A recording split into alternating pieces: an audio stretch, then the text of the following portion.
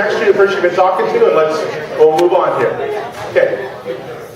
A little more, I'll explain a little bit more who I am real quickly. That's an ugly mug. Okay. It's pretty small there. I actually, I work for a company called Rich Dad Education.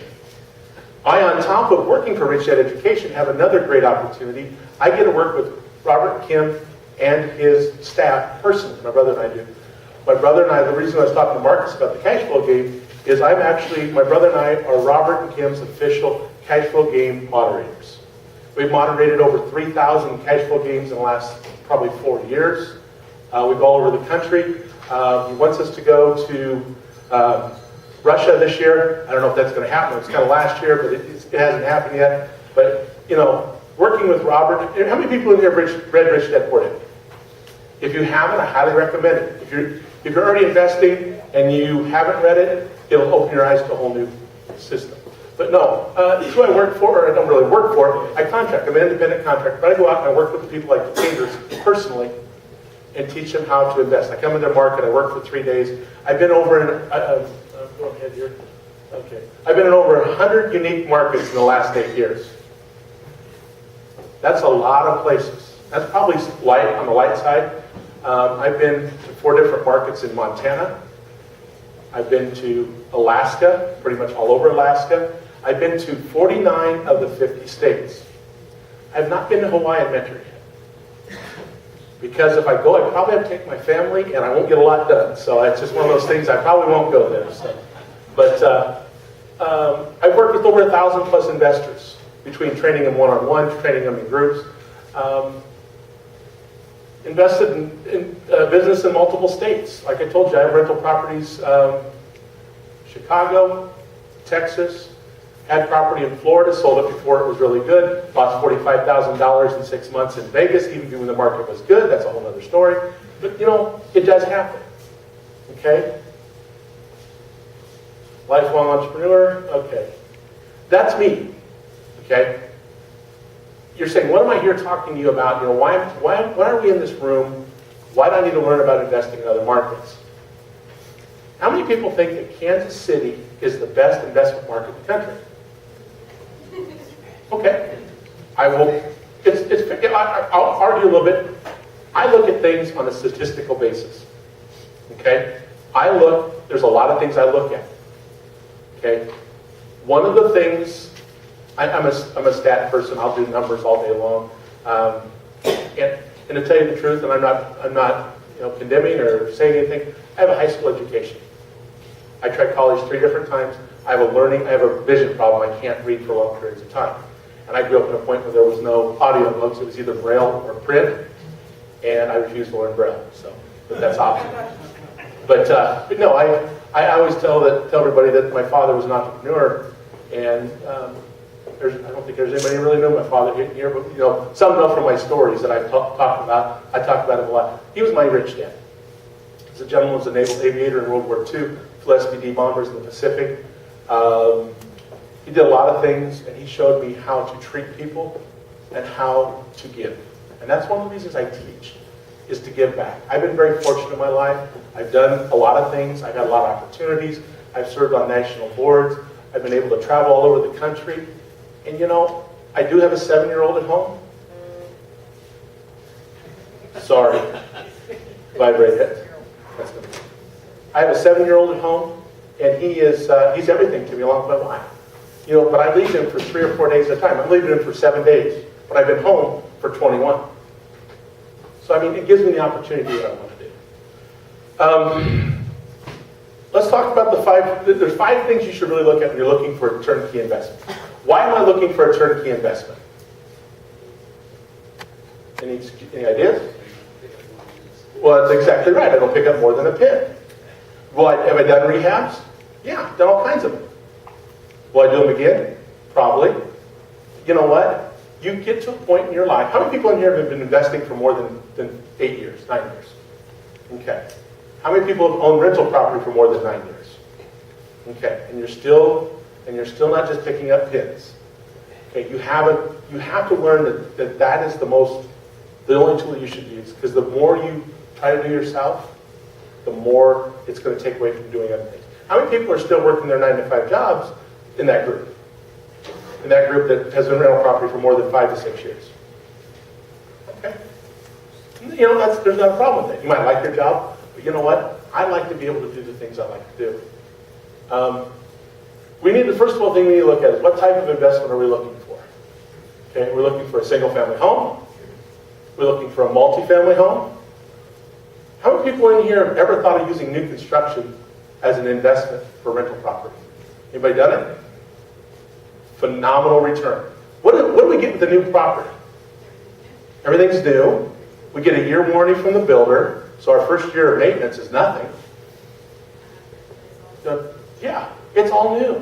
And do you think we can get a nice, big, juicy rent from a new property? Yeah. You know, I did like most of you have done. I took the education that I worked for, I took before I started teaching.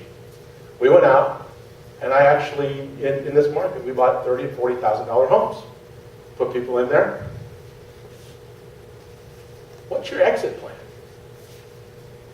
$40,000 home, you might be making $400, $500 but cash flow. What's your exit plan? Is that house going to stand up forever? What happens when that house is 40 years old and needs new sewer, needs new water line? The electrical service gets tagged. That's a pretty big investment in that $40,000 home, isn't it? My personal preference is I don't deal in anything that's older than 35 years old. So I will not buy a property for an investment that's older than 35 years. That's why I love new construction. Because new construction, you know, if I want to hold it for 10 years, I know nothing's going to go bad with it.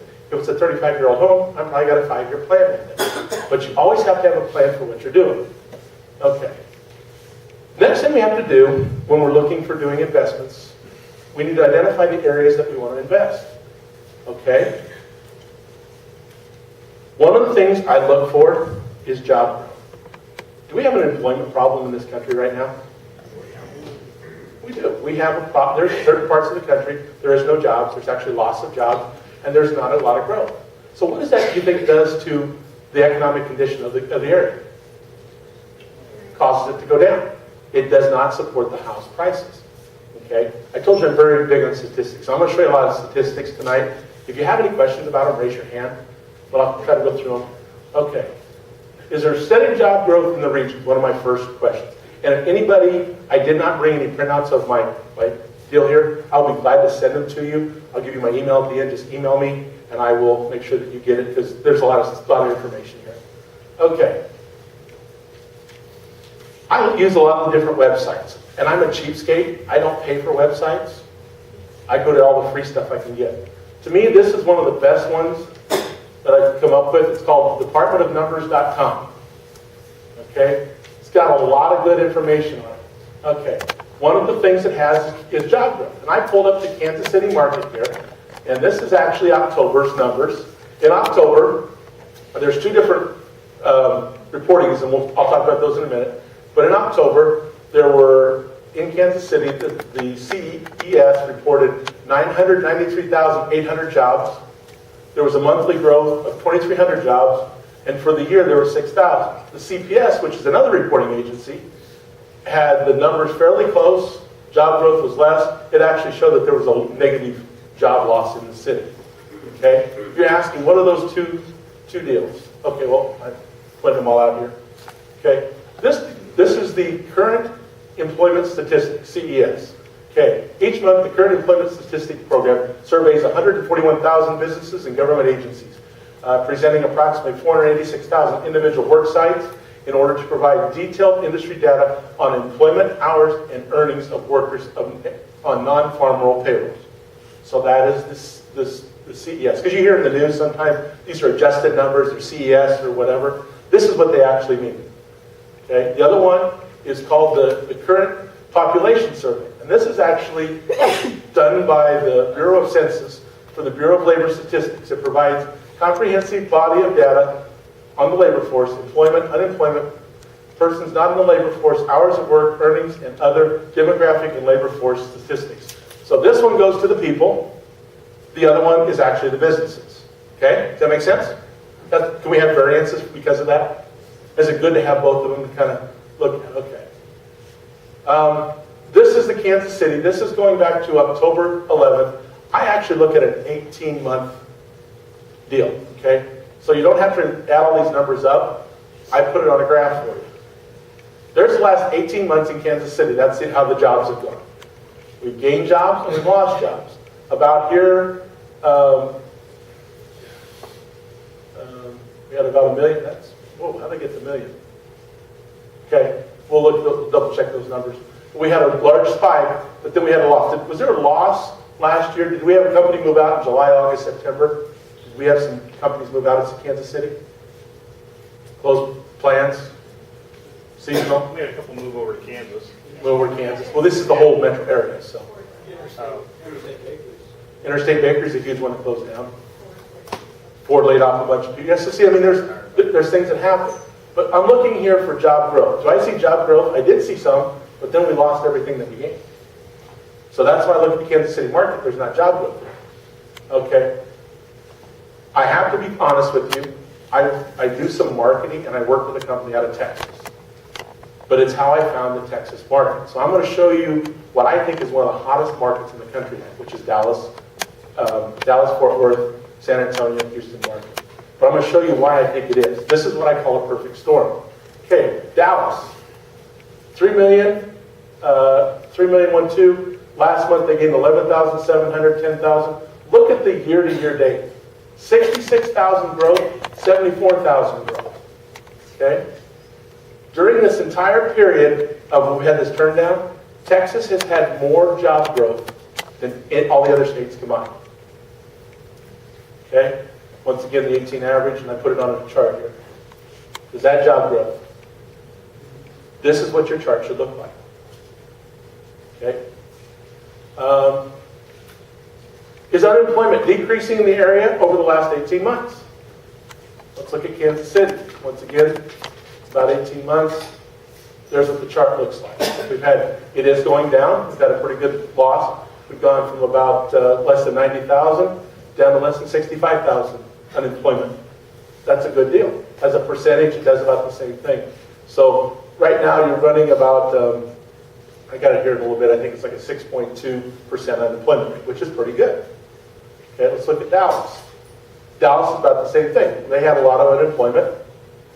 They had some spikes in unemployment. And then percentage-wise, it's about, 6 point, about the same amount. Okay, so that's a good thing. Okay, when I hear people that want to invest in areas, where are some of the areas that you hear everybody's going to invest? Where are they looking at for properties? Indianapolis, Detroit, Phoenix, Cleveland.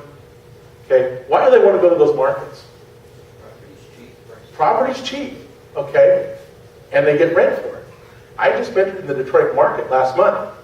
I could buy houses for $22,000 and put renters in that are supposed to pay $895 a month. Good luck collecting the rent. And that's what happens in those markets. You have that same problem here. You have some lower priced homes here in Kansas City area. The biggest challenge is what? Collecting the rent. Okay? So that's why I don't invest in low-end properties, and we'll talk about that more in a little bit here. But in Indianapolis, that's what it looks like. That's the job growth in Indianapolis. Had some, but we lost.